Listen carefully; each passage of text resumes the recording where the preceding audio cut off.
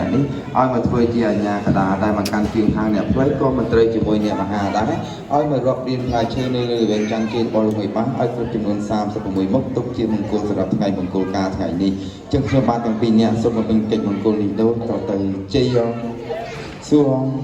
សុខអងថ្ងៃនេះធ្វើពិធីជ័យឡើងរាប់រៀនផ្លែឈើជើងលោកមេបាក្នុងថ្ងៃមង្គលការបត្រាទៅលោកគាត់ជាមានជោគមានជ័យមានសិរីសុខស្រីក្នុងថ្ងៃមង្គលមែនអមបើមែនបានអ្វីជាបន្ត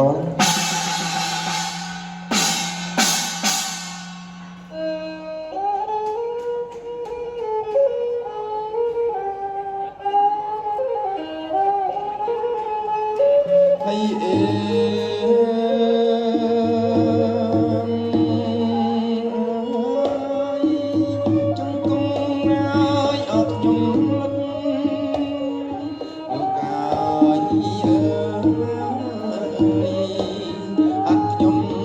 ើយ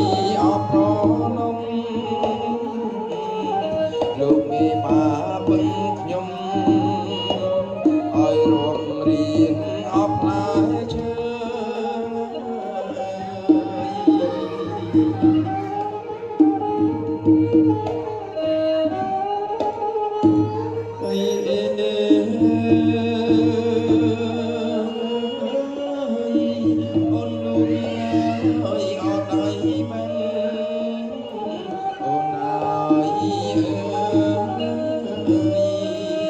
នៅជិតឲ្យអបអូនបែនឲ្យតន់ពីផ្លែឲ្យស្រកាឌី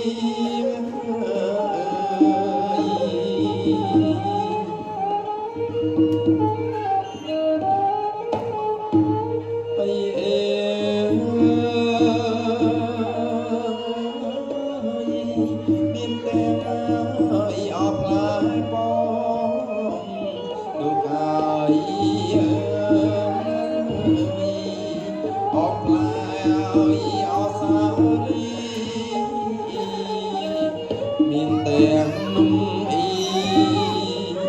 មានតែឲ្យអនបា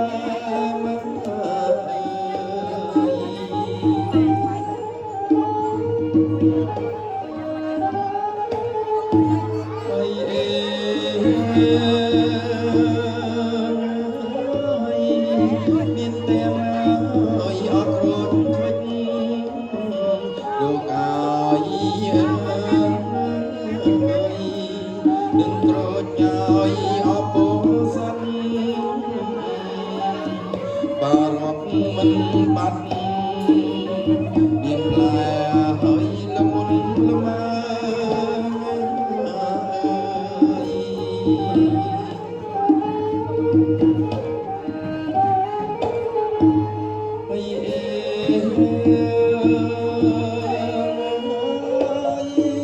មកព្រែកញ៉ាយអមកប្រងលោកហើយទំពាំងឲ្យអបាយជូនអូនបែងទាំងគូទុកជូនលោកបេបាធំ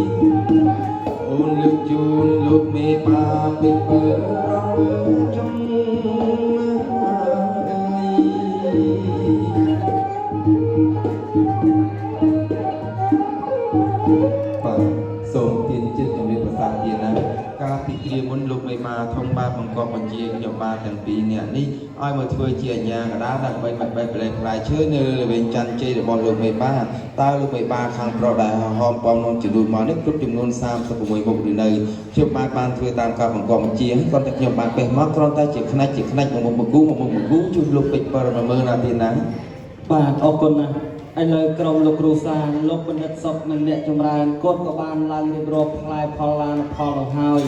តែឥឡូវនេះខ្លាចក្រែងលោកមេបាស្ដាប់មិនទាន់យល់ខ្ញុំបាទក៏សូមជម្រាបប្រសាសន៍បន្ថែមទៅណាអាផ្លែមូលដែលកប់នៅខាងក្រោមនេះគេហៅថាផ្លែសេរីផ្លែប៉ោម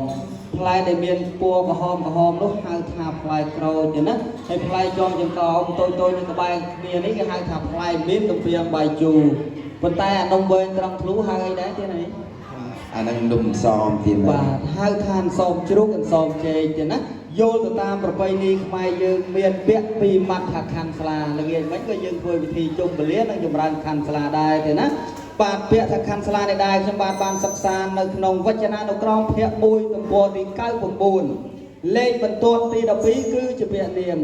មានសេចក្តីអធិប្បាយថាគឺជាចំនួនគឺមេដាបេដាខាងកូនប្រុសជូនទៅមេដាបេដាខាងកូនស្រីថ្ងៃរិទ្ធមង្គលការ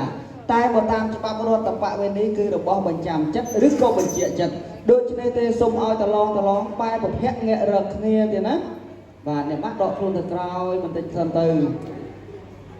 បាទបែររកគ្នាលោកបាខាត់ចូលបន្តិច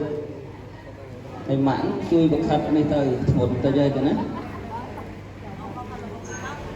ហើយកុំឲ្យដល់ក្រោយពេកទៀតបាទមកខាងមុខឲ្យរៀងមុខឈ្នៀងបាទបកអង់គ្លេសឬក៏បារាំងគេហៅអក្សរ V ឬក៏អក្សរ V ទៀតបាទឈប់សិនទេណាតឡងលើដៃជំរាបសួរគ្នាមួយសិនដើម្បីកាមេរ៉ា